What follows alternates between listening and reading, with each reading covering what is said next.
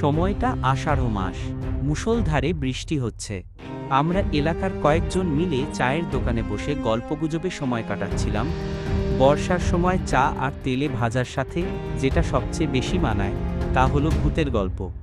হঠাৎ করিম ভাই আমাকে উদ্দেশ্য করে বলে উঠল, তা রাহাত ভাই, আপনি বলছিলেন আপনার সাথে নাকি কি একটা ভৌতিক ঘটনা ঘটেছিল। আজ কিন্তু আপনাকে সেটা বলতেই হবে। আচ্ছা, ঠিক আছে, বলছি তাহলে। ঘটনাটি চাকরি জীবনের শুরুর দিকের। তখন পটলপুর গ্রামের পোস্ট অফিসে নতুন চাকরি পেয়েছি। একটি সাইকেলে করে গ্রামের বাড়ি বাড়ি গিয়ে চিঠি পৌঁছে দিয়ে আসতাম। এমনই একদিন বিকেল বেলায়, বাবু, এই নিন আপনার চা।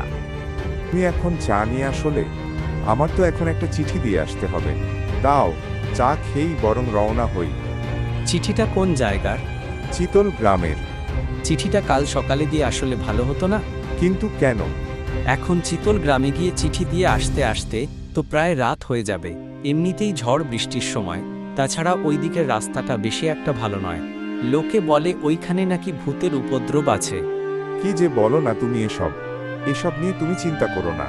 রাত হওয়ার আগেই আমি চলে আসব। আমি কোনো কথা না শুনেই সাইকেলটা নিয়ে বেরিয়ে পড়লাম চিতল গ্রামের উদ্দেশ্যে। তখন আকাশটা বেশ ভালোই পরিষ্কার ছিল। চিঠির ঠিকানায় পৌঁছাতে প্রায় 1 ঘন্টার মতো সময় লাগলো। কেউ কি আছেন? কেউ কি আছেন? বাড়ির সামনে দাঁড়িয়ে বেশ কয়েকবার ডাক দেওয়ার পর একজন ভদ্রলোক বাইরে আসলো।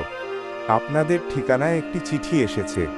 ও আচ্ছা, আপনি তাহলে নতুন পোস্টমাস্টার? হ্যাঁ, এই নিন আপনার চিঠি। ধন্যবাদ। তা আপনি চিঠিটা কাল সকালে দিলেই পারতেন। এখন আপনার ফিরতে তো অনেক দেরি হয়ে যাবে। তাছাড়া পটলপুর গ্রামের ওই জঙ্গলের পথটা খুব বেশি ভালো না। আজকের রাতটা না হয় আমার বাড়িতেই থেকে যান।